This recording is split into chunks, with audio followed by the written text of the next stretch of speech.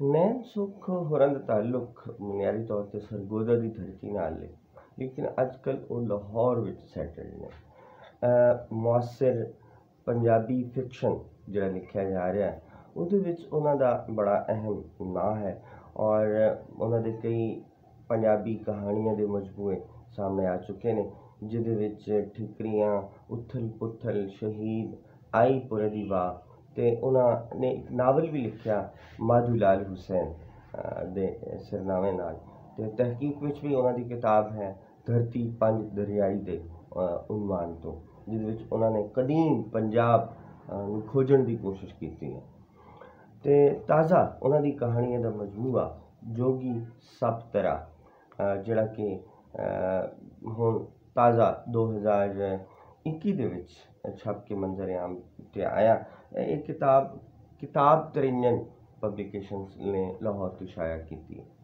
ਇਹਨਾਂ ਦੀਆਂ ਕਹਾਣੀਆਂ ਅਗਰ ਪੜ੍ਹੀਆਂ ਜਾਣ, ਇਸ ਮਜਮੂਏ ਦੀਆਂ ਖਾਸ ਤੌਰ 'ਤੇ ਉਹ ਕਹਾਣੀਆਂ ਜਿਹਨਾਂ ਵਿੱਚ ਨੈਣ ਸੁਖ ਨੇ ਉਸ ਹਿੰਦੁਸਤਾਨ ਦਾ ਜਾਂ ਉਸ ਸਮਾਜ ਦਾ ਇੱਕ ਖਾਬ ਵੇਖਿਆ ਜਿੱਥੇ ਪਿਆਰ ਹੈ, ਮੁਹੱਬਤ ਹੈ, ਹਮਦਰਦੀ ਹੈ, ਤਹਮੁਲ ਮਿਜ਼ਾਜੀ ਔਰ ਬੁਰਦਬਾਰੀ ਦਾ ਜਜ਼ਬਾ ਮੌਜੂਦ ਹੈ, ਔਰ ਲੋਕ ਇੱਕ ਦੂਜੇ ਦੇ ਨਾਲ ਰਲ ਮਿਲ ਕੇ ਪਿਆਰ ਮੁਹੱਬਤ ਨਾਲ ਬਗੈਰ ਕਿਸੇ ਤਕਸੀਮ ਤੋਂ, ਮਜ਼ਹਬੀ ਤਕਸੀਮ ਹੋਵੇ, ਉਹ ਜ਼ੁਬਾਨ ਦੀ ਬੁਨਿਆਦ 'ਤੇ ਤਕਸੀਮ ਹੋਵੇ ਜਾਂ ਜੋਗਰਾਫੀ ਦੀ ਬੁਨਿਆਦ 'ਤੇ ਤਕਸੀਮ ਹੋਵੇ, ਉਸ ਤੋਂ ਬਾਲਾਤਰ, ਉਸ ਤੋਂ ਮਾਵਰਾ ਹੋ ਕੇ ਉਹ ਇੱਕ ਦੂਜੇ ਨਾਲ ਮਿਲ ਜੁਲ ਕੇ ਰਹਿ ਰਹੇ ਨੇ।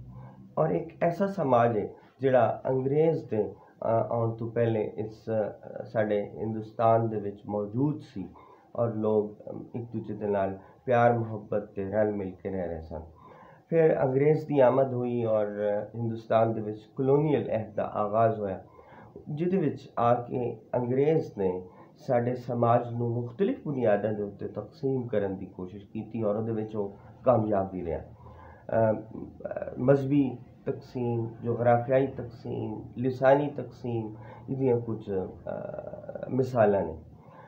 ਤੇ ਜੋਗੀ ਸਭ ਤਰ੍ਹਾਂ ਦੀਆਂ ਕਹਾਣੀਆਂ ਦੇ ਵਿੱਚ ਉਹਨਾਂ ਨੇ ਇਸ ਮਸਲੇ ਨੂੰ ਉਜਾਗਰ ਕਰਨ ਦੀ ਕੋਸ਼ਿਸ਼ ਕੀਤੀ ਹੈ, ਔਰ ਅੰਗਰੇਜ਼ ਦੀ ਆ ਕੇ ਜਿਹੜੀ ਇੱਥੇ ਅਮੈਂਡਮੈਂਟ ਕੀਤੀ, ਕੁਝ ਰਿਫਾਰਮਸ ਲਿਆਉਣ ਦੀਆਂ ਕੋਸ਼ਿਸ਼ ਕੀਤੀ, ਉਹਦੇ ਇਸ ਪਾਲਿਸੀਜ਼ ਦੇ ਖਿਲਾਫ ਬਹੁਤ ਸਾਰੇ ਐਸੇ ਕਿਰਦਾਰ ਇਹਨਾਂ ਕਹਾਣੀਆਂ ਦੇ ਵਿੱਚ ਮੌਜੂਦ ਨੇ ਜਿਹੜਾ ਉਹਨੂੰ ਰੈਜ਼ਿਸਟ ਕਰ ਰਹੇ ਨੇ, ਉਹਦੇ ਖਿਲਾਫ ਮਜ਼ਾਮਤ ਕਰ ਰਹੇ ਨੇ, ਉਹਨੂੰ ਰੋਕਣ ਦੀ ਕੋਸ਼ਿਸ਼ ਕਰ ਰਹੇ ਨੇ।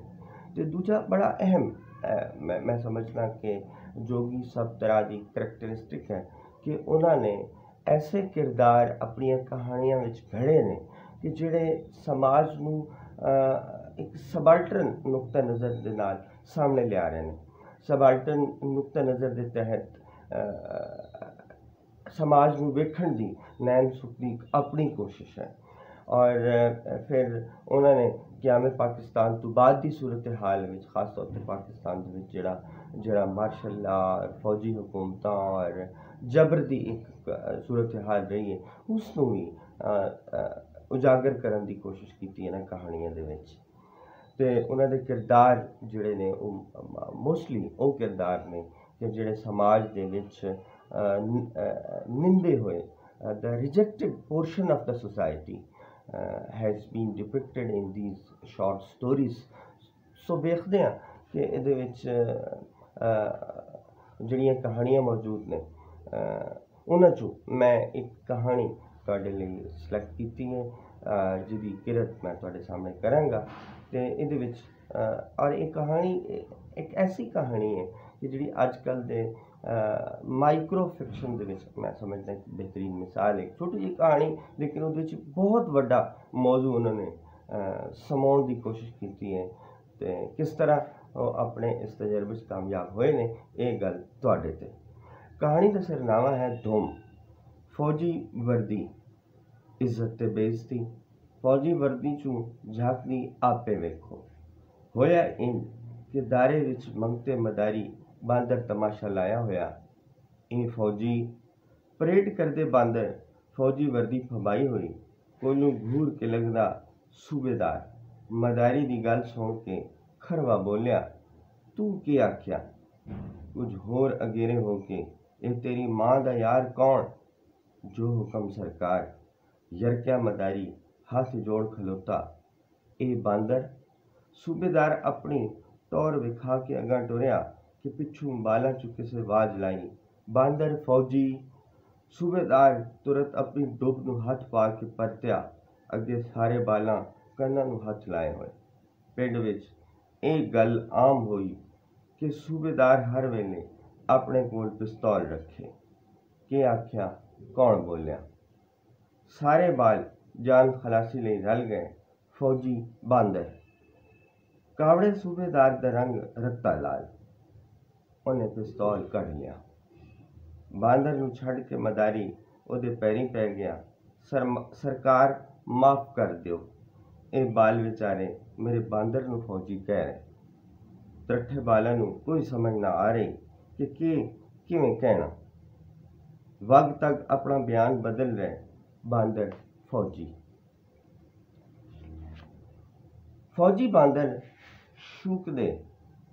ਸੂਬੇਦਾਰ ਹਵਾਈ ਫਾਇਰਿੰਗ ਕਰਦਿਆਂ ਆਪਣਾ ਪਿਸਤੌਲ ਖਾਲੀ ਕਰ ਦਿੱਤਾ।